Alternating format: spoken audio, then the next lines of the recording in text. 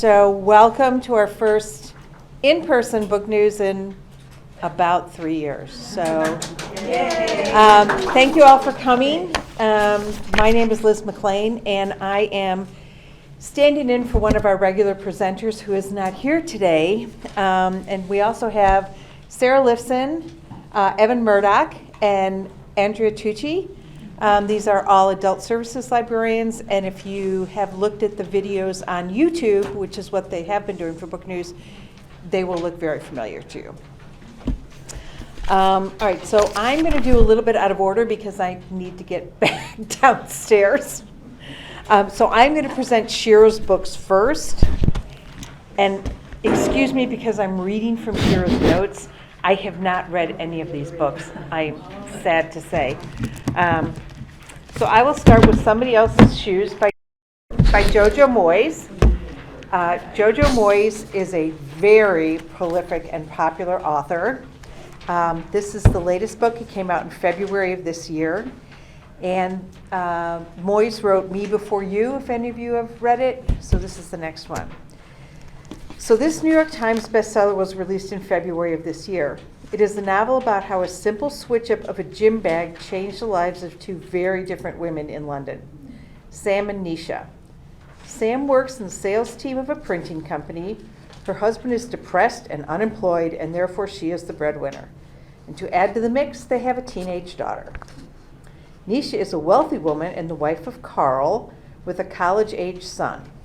One day, Sam and Nisha take each other's gym bags by mistake after their workout sessions. And if any of you have ever been in a crowded gym, you will know how easy this is to do. Nisha's husband, Carl, decides to completely cut her off from his life. He blocked her access to their shared apartment and bank account. So she now has no money, property, and can't even get access to her clothes. And therefore, she's stuck wearing the robe that she took from the gym. Now she has to figure out how to get her things back and to get a proper divorce settlement. She starts wondering what has happened between them and suspects that Carl has an affair with one of his assistants. Meanwhile, Nisha is trying to gain entry to her own apartment, or while Nisha is trying to gain entry to her own apartment, Sam is stuck wearing Nisha's uncomfortable, strappy designer shoes. Since her simple black workout shoes are in the other bag, which Nisha picked up by mistake.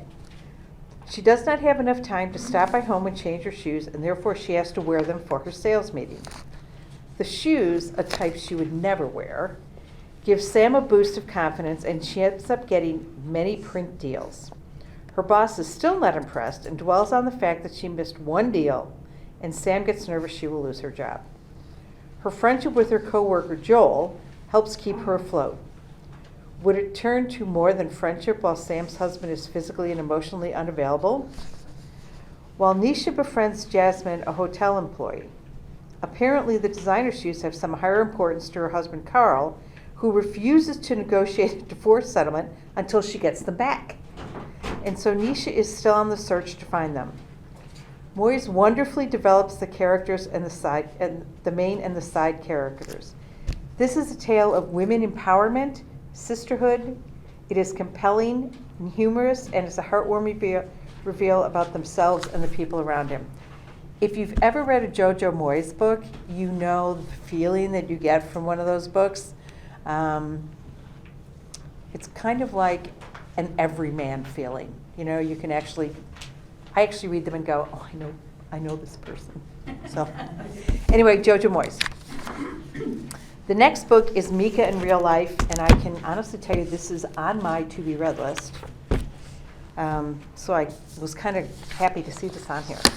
This is another book that is not new. It is from August of 2022. It is a Good Morning America book club pick, and it's written by a New York Times best-selling young adult author who wrote Tokyo Ever After. And this is a little aside here. We have some fabulous YA books that are good for adults as well. So don't think that an author that only writes YA can't write an adult book. Tons of crossover books. If you ask any one of these librarians, they will be able to tell you. If you can't get an adult book that has a certain feeling or tone, we can probably find you a YA book that will cover that. and be just as well written as an adult book. Anyway, I digress. After 35 years, Mika is a 35-year-old who lives alone in Portland, Oregon. She can't hold on to a job for long and does not have her own home. One day, her 16-year-old daughter, Penny, reaches out to her for the first time. When Mika was 19, she gave Penny up for adoption. Penny's adoptive parents raised her in Ohio. She is basically bubbling with excitement to finally meet her birth mother. After the initial introduction, the conversation between the two flows naturally. Penny's adoptive father, Thomas, is protective of Penny, who lost her adoptive mother a few years back. Over the phone, Thomas sounded very uptight. When Mika meets him in person, she gets to know him and realizes he is different from what she initially thought.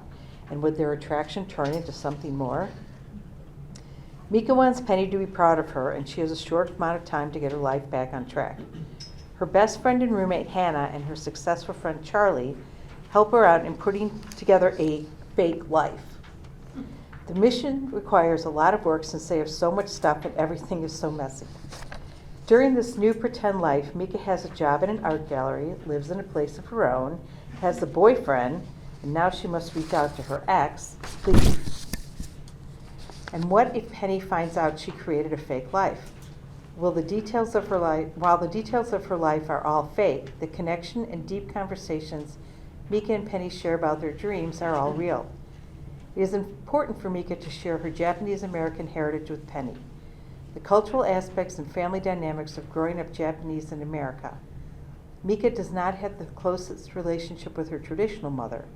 She constantly feels as if whatever she does, she will disappoint her. The perspectives of different generations are woven into the plot. The author wonderfully develops the characters in the story, especially Mika and Penny. The rest of the characters also had a lot of variety and value to the plot, with notes of humor as well as tragedy. They deal with some complex emotions, and therefore the novel has an authentic feel. It is a story about motherly love, the mixture of emotions that arise after giving up a baby for adoption, dealing with the ghosts of the past with the support of good friendships, about passion for creating art and how we might forget but our body remembers. It is an inspiring novel about gaining the confidence to reach out for what you want and deserve. Will Mika get a second chance in love and find the courage to create art again? This book has gotten fabulous reviews for the entire time it's been out. It's been a book club book, and it's just, the reviews are great. It's supposed to be a really well-written, good story, so I would recommend this, but not before I get to The next one is Jacqueline in Paris. This is from last September. And this is a novel about Jacqueline Marie Kennedy. It's historical fiction that feels very much like a memoir. There's a whole new genre out about fictionalized biographies. It's kind of something I cannot wrap my brain around. But anyway, there's a whole slew of these, and this is the one about Jackie Kennedy. Jackie attends Vassar College in New York. Growing up, she was mesmerized by French fashion and art and always dreamed of visiting France. During her junior year, 20-year-old Jackie signs up for a study abroad program in Paris. The year is 1949, and there she stays with a host family. Right at the beginning, the teacher tells her and her other American classmates they must converse in French. Jackie delves into the Parisian life of art, theater, and jazz. She also meets locals who tell her about their personal accounts from the Second World War. The description and detail of the city and the emotions it evoked in Jackie felt very authentic. Growing up, and still during her college years, Jackie was constantly aware of her mother's expectation and the focus on having a great match. This year is a chance for her to get away from Vassar College and to finally absorb the culture of a city she always wanted to visit.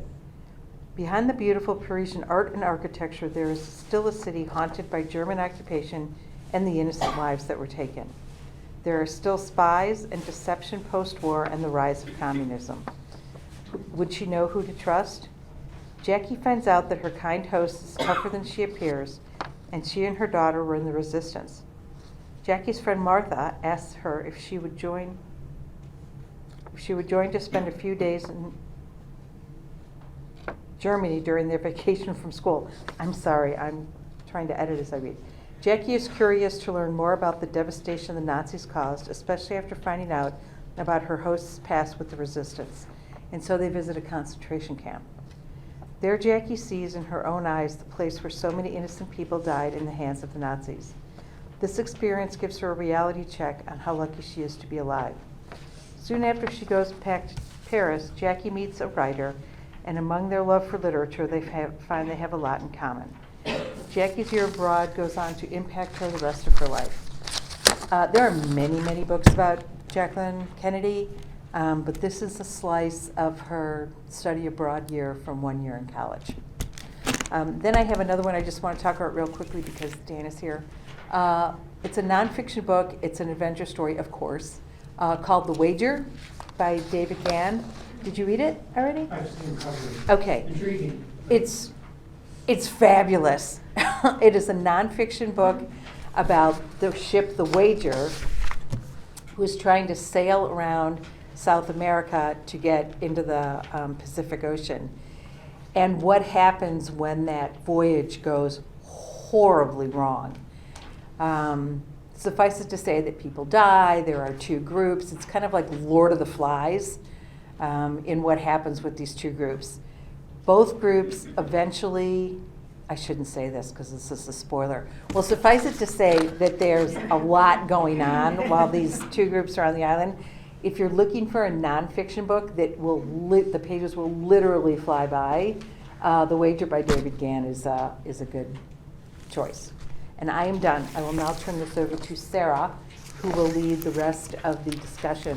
The books that we are talking about will be shelved on this table over there if anyone wants to grab one on their way out. Thank you all for coming. Hi, I just want to add to The Wager that Judy Levin is going to be discussing this at the next, we have a nonfiction book group here, and she's going to be, this is one of the books we chose for next fall. And they're all on Zoom, so, you know, stay tuned. If anyone wants to be on the mailing list for the book groups, you know, just let me know and I will add that, because we figured out through fall what books we're going to do for fiction and nonfiction. Okay, well, I'm going to start with a book. Well, I've loved all the books. That's why I bring them to you. Saturday night at the Lakeside Supper Club. This was a pre-pub, and I read this months before the book came out. And I thought it has so much depth, but also some humor. How many people have been to a supper club? Almost everyone, right. They're especially prevalent in Wisconsin, right? And also some in Iowa, some in Illinois. But definitely a Midwest phenomenon. They are family-run businesses where you get a relish tray to begin with, and often something called a grasshopper for dessert. It's a lot of food, and there aren't as many now as there used to be. And J. Ryan Strattle, he is from Minnesota, actually. And this supper club, in the title, is in a fictional place in Minnesota called Bear Jaw. Sounds Minnesota, right? Bear Jaw. And in this book, and this is what I mean by it has many levels, he's talking. One of the themes compares the supper clubs and these family-run businesses to what is happening in restaurants generally, where so many of these family-run businesses are going out of business. And also the children don't want to inherit it. There is also a lack of interest. So. And he compares to like a Perkins or these larger restaurants that don't see the regular customers. There's always the regulars at the bar in a supper club, and so that's the backdrop of this story. The main character in the story is Mariel, And she is actually modeled on the author's mother, because in interviews, Straddle has, they've talked about how does a man draw such wonderful women characters. All his books are set in the Midwest. Like Kitchens of the Great Midwest was an earlier book, also a wonderful book. And he said that they're modeled on his mom, who died when she was just 54. And she wanted to be an author too and never got to realize that dream. So he started this book in 2019, and he wanted to do a more comic novel. But 2019, we know what happened. You know, it was the middle of the Trump era. He thought that was dark, but then he didn't realize how dark things were going to get with the pandemic. So it changed the whole focus of this book. Although it opens with the main character, Mario, has just inherited the supper club. And through a messenger, someone tells her, this is a small town, it's Bearjaw. A messenger tells her that her mother is waiting for her at the church to be picked up. Okay, nothing unusual in that, except that we soon learn that they've been estranged for 10 years. We don't know why. That unfolds. And she doesn't want to pick her mother up. So the mother waits for 2 months in this church, and you know, the townsfolk bring her food and clothing, and it becomes a whole thing. Now, then it takes some more, the novel then jumps back and forth in time, so you learn, the story unfolds of why they are estranged, and that's when you realize something very serious has happened, and there's blame. Maybe unfounded, but still it's an emotional thing. There are other issues that the book deals with because it spans about, well, from the 1940s through, I think, the 1990s. So it's a huge span of time, and you have issues like infertility, aging, death, but it's not, it didn't weigh on me at all, and I just love the characters, and I highly recommend it. I think you'd like it too, and it'll take you back to your supper club visits. All of my books turned out are literary fiction because that's what I love, and they're all family sagas. So, and I have 4. So the second one is Pineapple Street, which was the Oprah pick this recent year. Pineapple Street is kind of a novel of manners, and it deals with, well, Jenny Jackson, first of all, she's the executive editor of a major publisher, Alfred A. Knopf. She's personally edited the works of such authors as Katherine Heine and Courtney Sullivan. I could definitely see the influences of those writers on Jackson, especially the way she deftly employs situational humor. It's the story of 3 women in one wealthy Brooklyn Heights family. And by wealthy, think the top 1%.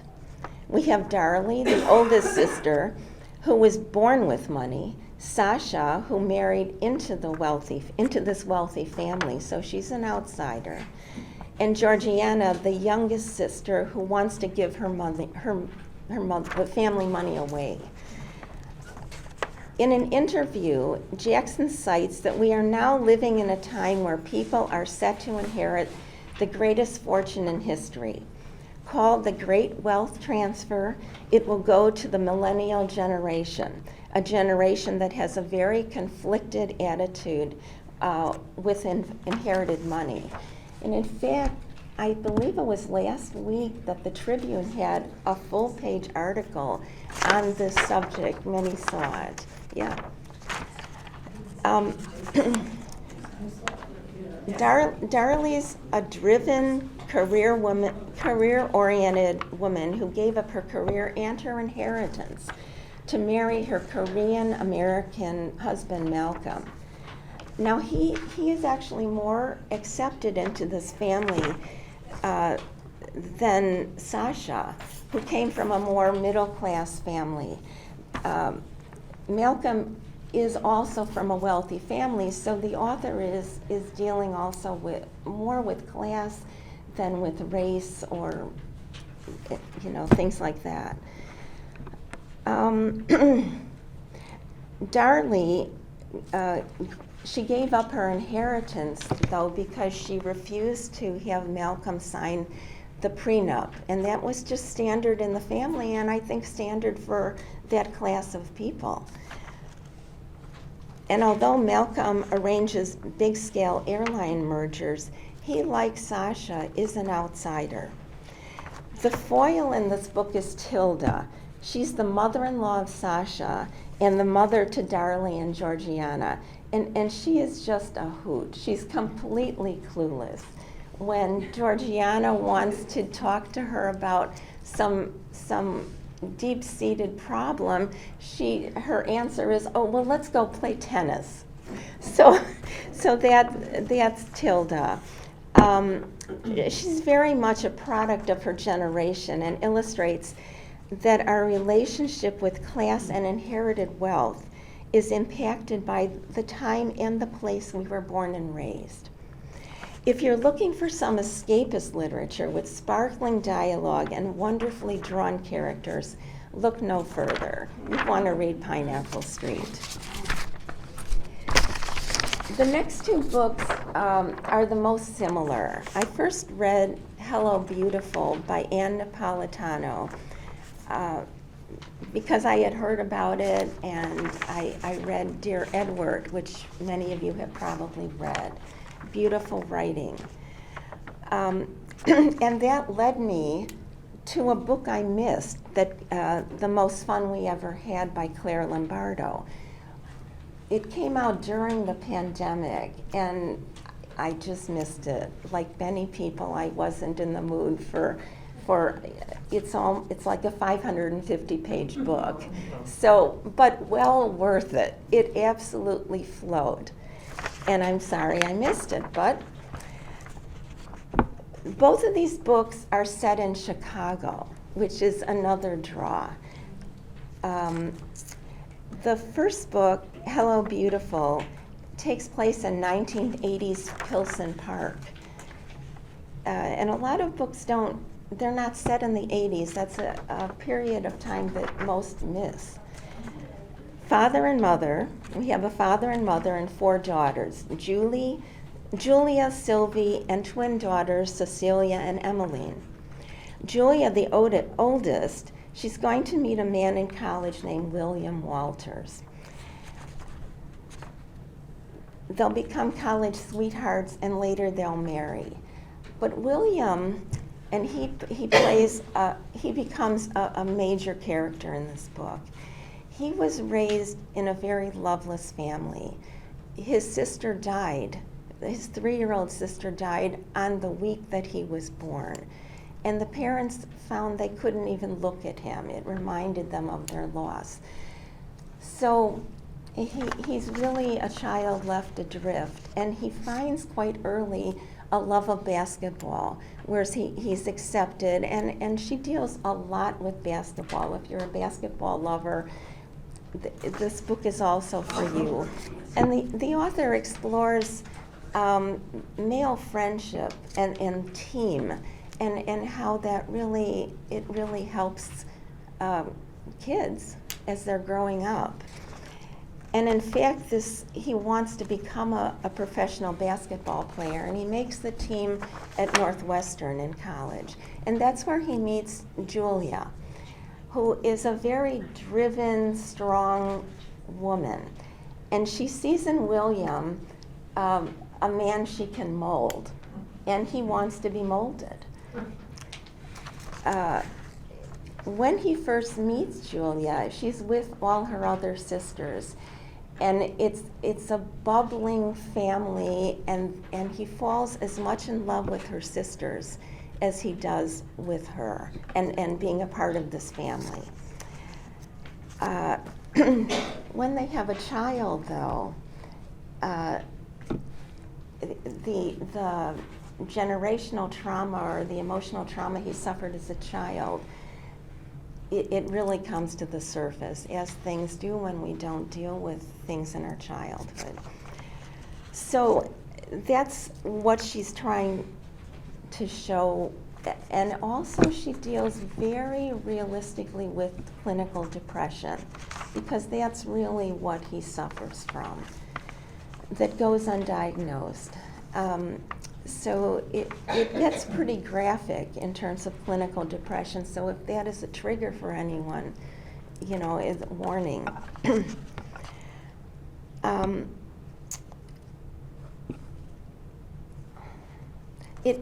Another theme of this book that mirrored Pineapple Street, it's about the family we're born into and the family that we acquire through marriage, and found family through friendships.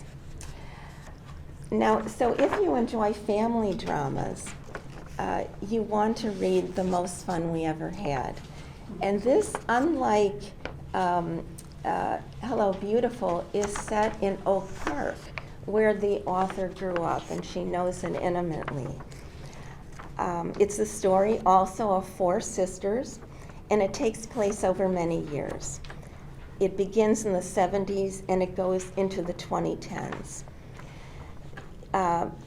But there's a little difference between, there are a lot of differences between the two, and one of which is it examines a marriage that is a love marriage, and it takes you through almost 50 years. And that's how the books differ. The marriage of the parents in Hello Beautiful is not a good marriage. The wife also wants to create something out of her husband that he's not capable of being. In this, their marriage is passionate, they're friends, but it's also realistic because it shows the up and downs of 40-some years and raising 4 children, all close in age. Their love, though, becomes part of the family conflict because no daughter feels that they can replicate the love that their parents have with their own spouses who they choose. And that's a very clever thing that the author is dealing with. There's also a secret that one of the girls has kept, and it's a pregnancy. And you know this early on. And Wendy, who is the eldest and the most troublesome of all these girls, she has helped her sister, whose name I'm not, Violet, with actually having the child and pretending that she's away in France during this time. But then later, the boy reappears, and Wendy has orchestrated that. And that forms a lot of the action. How does the family deal with it? It's a wonderful book. It's well worth the number of pages. And that's it. Thank you. Now, on to something completely different. If you couldn't tell by that, all of my covers are pink. Which I didn't do on purpose, I swear. But it did happen, so here we go. Hi, I'm Andrea. I am the selector for young adults, so we are going to start with some young adult titles that I have really enjoyed. Now we're starting with a duology, a love story, yes. So Immortality, yes, I'm clicking the right book, yes, good. Love Story by Dana Schwartz. It is the perfect read for adults and youth. They're pretty short, and they give kind of the modern take on a Gothic novel. We have mystery, we have history, we actually have a little bit of fantasy. There's a lot of great insight into the real world of the 19th century. And the author is a podcaster, Dana Schwartz. She is the host of the popular history show Noble Blood, which will pull you in from the very beginning. So, on our cover is Hazel Sinnott. She wants to be a surgeon. Well, there is no such thing as a gentlewoman in Edinburgh in 1817 who is also a surgeon. But she's supposed to get married and become a viscountess, right? Nothing more. But all that changes when she meets Jack, a resurrection man, or what we might know as a gravedigger. Well, a marriage made in heaven, perhaps. In our newest installment of the duology, Hazel is alone, and she's half convinced the events of the year before, the immortality of her former professor, Dr. Beecham's vial, were a figment of her very imagination. She gave the vial of her professor's to her lover, Jack, in the hopes that it would keep him alive. However, she doesn't know. In our newest installment of this duology, Hazel is all alone and half convinced of the years before that they never happened. Well, saving a life leads to an arrest, and Hazel seems doomed to rot in prison, but then Hazel is specifically requested to be the personal physician to one Miss Princess Charlotte, the sickly granddaughter of King George III. Soon Hazel is dragged into the glamour and romance of a court where everyone has something to hide, especially the enigmatic, brilliant members of a social club known as the Companions to the Death.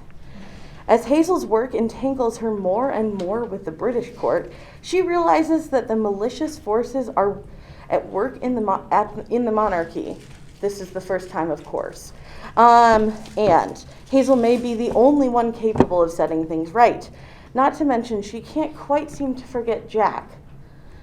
This is a brilliant reimagining of 19th century British court with a feminist heroine at the helm.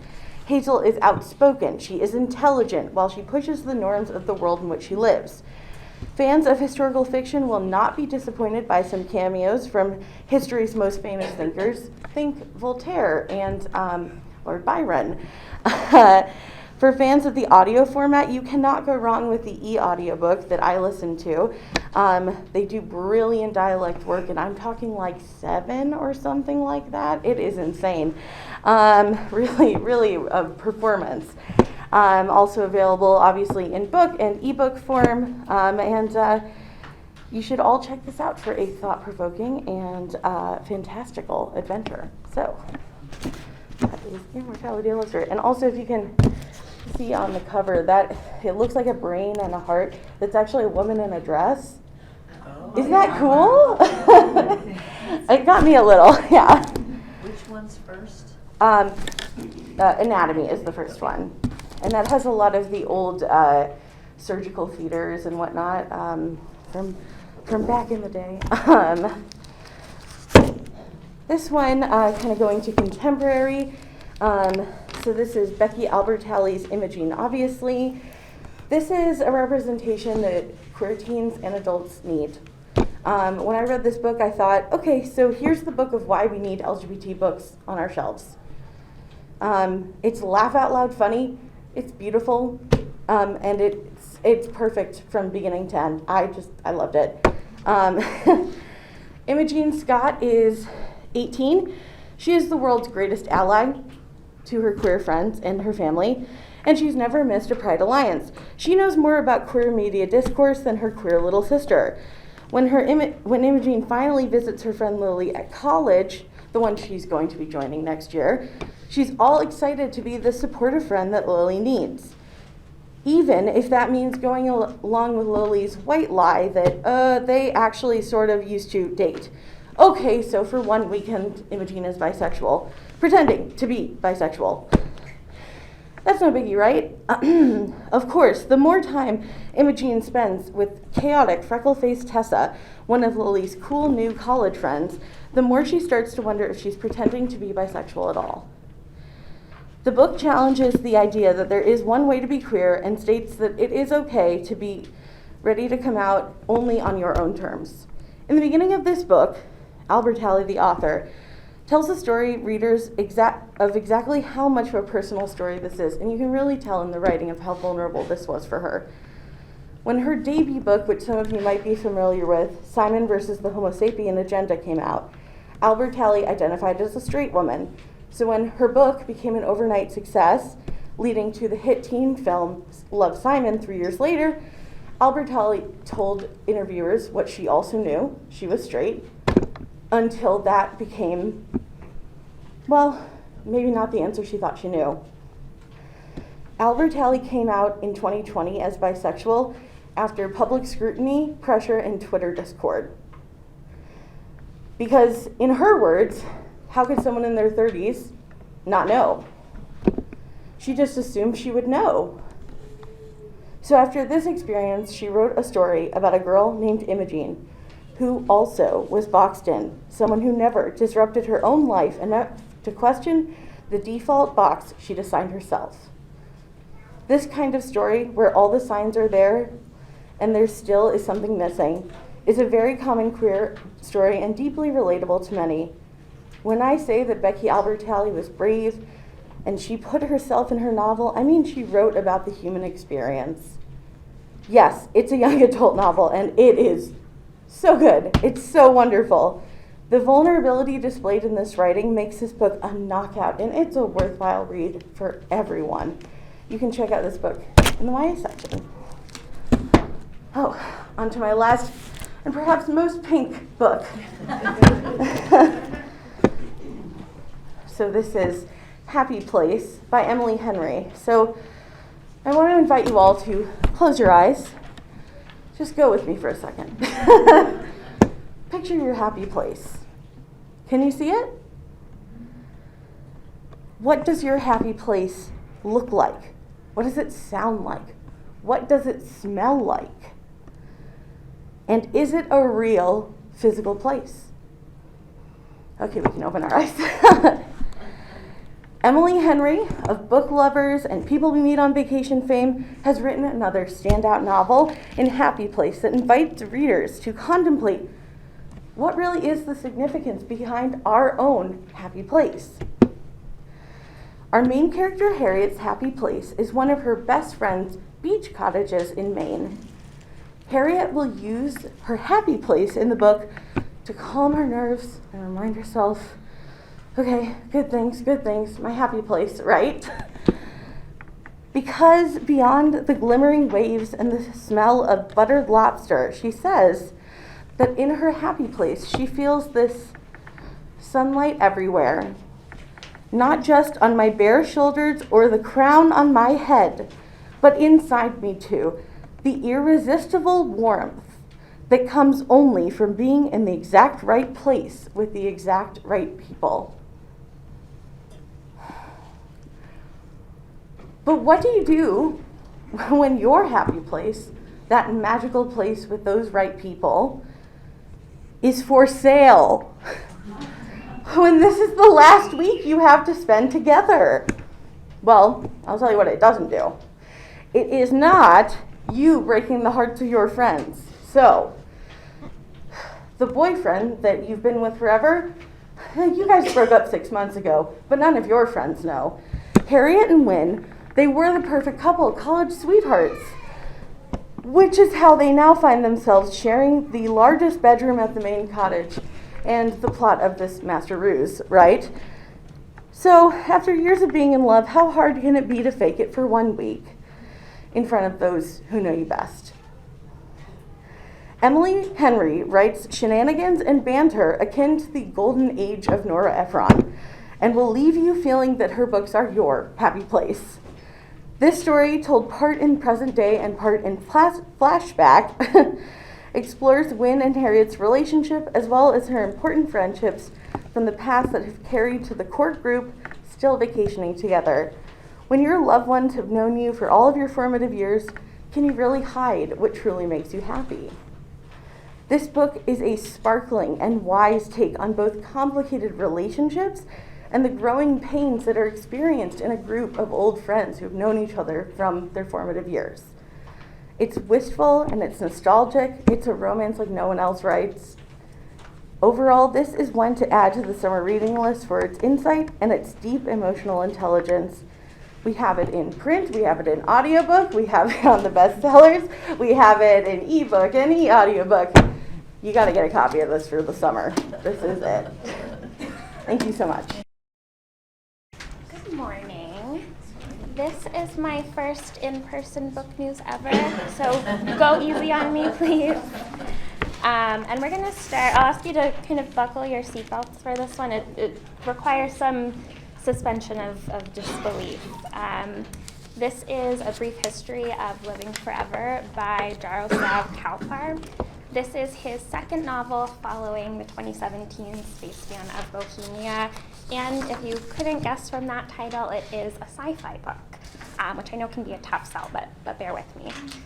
So, like Spaceman, it is sci-fi, but this one is a really good introductory point for new genre readers who maybe you don't want to dive into robots and spaceships and all of that. So this really rides the line between science fiction and literary fiction. So again, it's a really accessible title if you're not a hard sci-fi reader. So we begin in a village in the Czech Republic with our narrator, Adela Slavikova. She's living in the village where she was born with her son, Roman, and her mother, Bobby, who is 109 years old.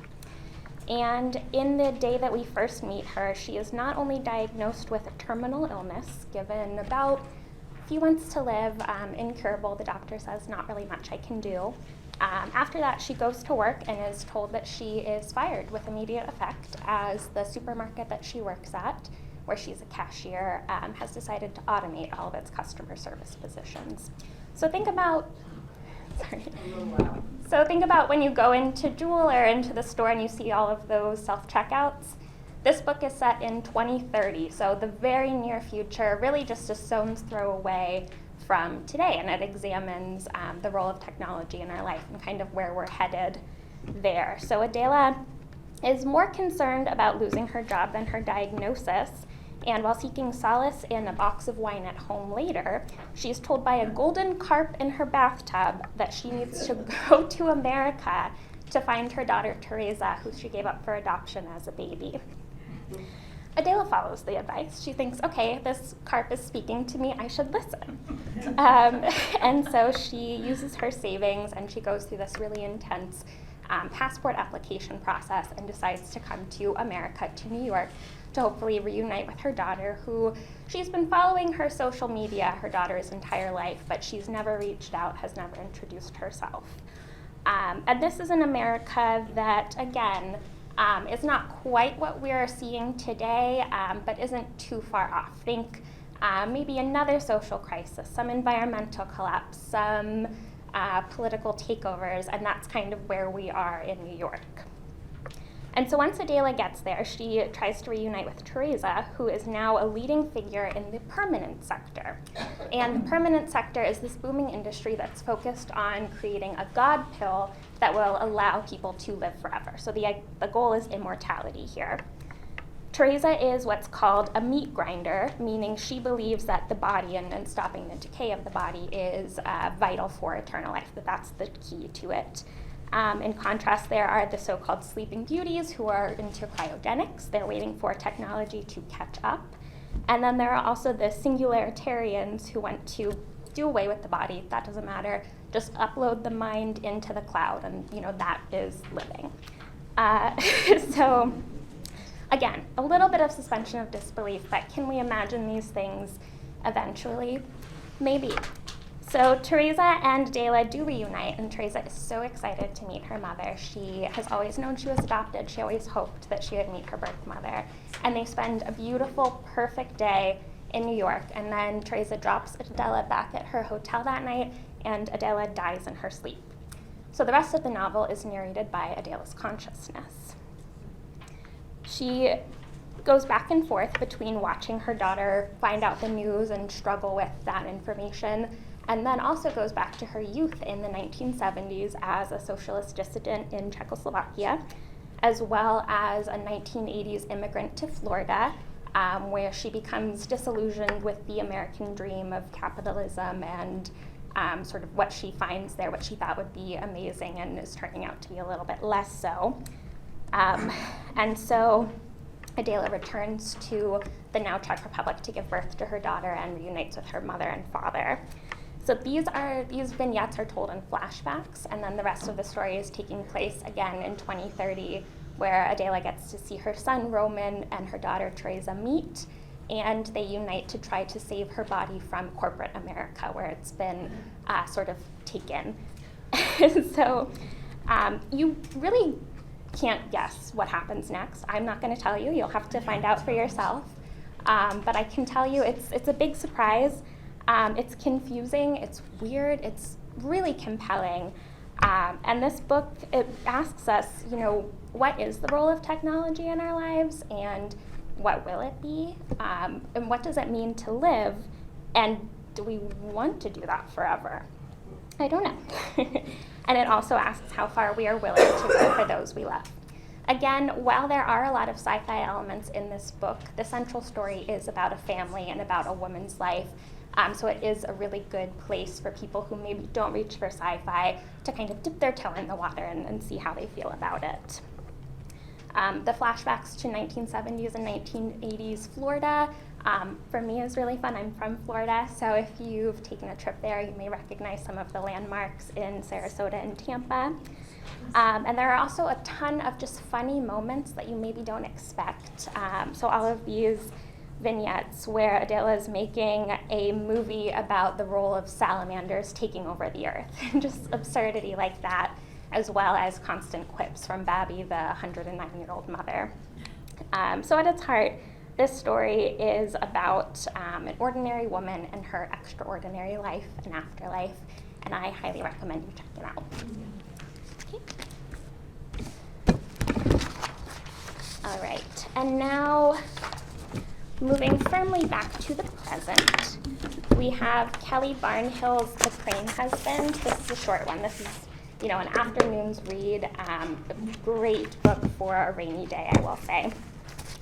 So Kelly Barnhill has written several juvenile books. She's so if you're upstairs at all, you may see her there. But she also wrote When Women Were Dragons, which came out last year. It got a lot of really good reviews. And this is her first fantasy novella. So in it, she weaves a dark retelling of the story of the crane wife from Japanese folklore.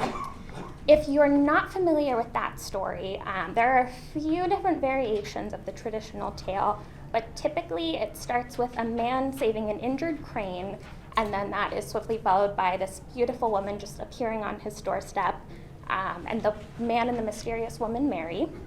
And the woman begins to weave just these beautiful fabrics and tapestries that the man can go out and sell, and he becomes very wealthy, very successful, and well known based on this woman's work. Then, inevitably, out of curiosity, suspicion, sometimes greed, the man will break his promise to never enter the woman's weaving room. And when he eventually does, and he looks inside, he sees not his wife, not the woman he's married to, but the crane he saved. And upon noticing him there, the crane wife flies away and never again returns to him. So in her reimagining of the tale, Kelly Barnhill not only kind of gender bends it by doing the crane husband, she also modernizes the story by setting it in a small, unnamed Midwestern farm town. So we're never given an exact location, an exact time period, but we can assume it's around the present, probably around Chicago. And the narrator, who's also unnamed, is a teenage girl. She is the daughter of a talented, widowed weaver who is often uninterested or maybe unable to be a mother to the narrator or her young brother. This is not really a surprise to our narrator, who remarks pretty early on about her mother's inattention that mothers fly away like migrating birds. This is why fathers have daughters, to keep things going in the meantime until it's our time to grow wings. The daughter supposes that the only reason that her mother is still there in the first place, so now she's 15, is because her father died young, and this was not the way it was supposed to go. Her father should have remained with her, and the mother should have left when she was a child.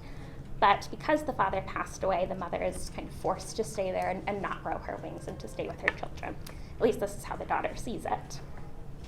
And the narrator, she really does try to keep things going. She takes care of the house, she takes care of her brother, takes him to school, makes him dinner, and she even works as her mother's agent to sell her just magnificent, beautiful, we're told that they will make you weep with beauty upon seeing them, these tapestries. And she does this under the name Bruce online to make what money she can to support the family. But as the family struggles to continue on, their situation goes from bad to much, much worse when the mother brings home a 6-foot-tall crane and tells her children to address him as father. Yes, it's a hard sell. At the same time, the narrator notices a man at night on the farm, just outside alone, never comes inside, but she sees these two things begin to happen at the same time. So as she's witnessing this, the mother becomes more and more obsessed with not only the crane, but with her art. So the crane is sort of directing her to make this amazing piece of art that no one else is allowed to see. The mother says it's not for sale, it's not for anyone to see, it's, art's for art's sake, and it's under the crane's direction that she's doing this. But as she's becoming more and more enamored with the crane and with her artwork, things begin to unravel further in the home. The children are visited by social services, by truancy officers. There's no food in the cabinet. The brother's hamsters go missing.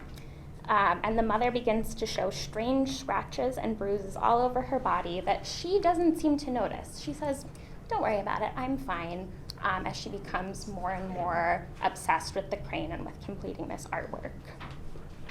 And I won't spoil the ending for you, but I will say Barnhill builds to a really shocking climax that is kind of beautiful, but I will say it is a little bit startling as well. She's exploring themes of generational trauma and cycles of abuse and poverty, so things do get heavy, they do get a little bit scary, but this is a really lovely novella that talks about, is it worth it to fly away? What do you leave behind when you do? And though brief, this will really cast a spell on you that'll stick with you for quite a while after you finish it. Okay. And the last one is You Could Make This Place Beautiful by Maggie Smith. Just pretend this is the the physical book. We should have more copies coming soon, so keep an eye out for those. And this one is a memoir. So we've sat through all the fiction, now we're on a memoir. And I'll be honest, when I first picked this book up, I thought it was the actress Maggie Smith. I thought, oh, that's intriguing. I'd like to know what she's doing. And I listened to the audiobook, which I highly recommend. And it's read by the author, and quite quickly it was apparent that it's not Maggie Smith, the actress. In fact, this is Maggie Smith, the poet. And she even has a whole section in her book about being the other one, so not the dame. But you can tell, Maggie Smith, the poet, that she is a poet, and that's why I recommend the audiobook. It's just beautifully, lyrically written, and even though it is a memoir, it is nonfiction, it really reads like a story, and having the author read it, you can appreciate the cadence of the lines and just the rhythm of the language. It's an incredible experience. So Smith touches on a lot of times and topics over the course of her memoir, but the main focus is on the dissolution of her marriage. And it talks about how Smith makes sense of suddenly being single after 2 decades and two children with this man, her ex-husband. So the book moves back and forth between vignettes of the marriage, touching on how they met, what their early marriage was like when they had children, some of the early issues that they were having, into when the author started to suspect infidelity and when their marriage officially dissolved. She also reflects on moments from the present, looking backward at both the good and the bad moments. I will say this is a very balanced memoir, I thought. She doesn't only tell all of the bad things, all of the terrible things, but she also doesn't overly romanticize or look at it with rose-colored glasses. She's very fair in her treatment, and it gives a very honest and very tender account of how things unfolded from her perspective. But at the same time, Smith is very clear, this is not a tell-all, this is not a spill your guts kind of memoir. Instead, the author is very clear that she is protecting her children's privacy. She says, I know they will grow up, they will read this is their father. I don't want to ruin his reputation in their eyes by publishing things that are maybe what I'm feeling or what he did. And she also protects her ex's privacy. She never gives names. She never gives too many identifying details. So she's very respectful at that. And at some point, she'll even say, reader, this is not for you. Rather than, say, repeating the line of her daughters that she said broke off a piece of her heart, she says, that's for us, this is not for you, which I thought was a really respectful thing to do. So it's not as juicy as it could be, I guess, missing some of those more salacious details and some of the drama and intrigue of her divorce. But I appreciated, again, that Smith held back. It doesn't give the feeling of your best friend spilling all the way some other memoirs will. And sometimes that's what you're looking for. Sometimes you want something that's a little more restrained. But I think because Smith does introduce some distance between the reader and the author, it allows us to kind of see ourselves in her shoes. So because she gives more general details, I think it gives you more to relate to. You can see her fear, her anger, her happiness, her joy, her peace. And instead of getting mired in kind of the specifics of her situation, you can really feel that as it relates to your own life, which I think is a very lovely kind of detail about the book. Again, I recommend listening to the audio if possible, and if you're interested in Smith but maybe don't want to dive into her memoir, she does have multiple poetry collections, including Goldenrod, Good Bones. The poem Good Bones went viral in 2016, so you may recognize her name from Twitter at that point. And she also became really popular on social media during 2020-2021 for posting her kind of daily affirmation called Keep Moving, to go and find things to keep you joyful during the pandemic. This has also received a lot of comparisons to the Year of Magical Thinking and the idea of finding oneself after loss. So if you enjoyed that one, I definitely recommend You Could Make This Place Beautiful. And this, I have to say, is one of my best books of 2023 so far, so definitely check it out.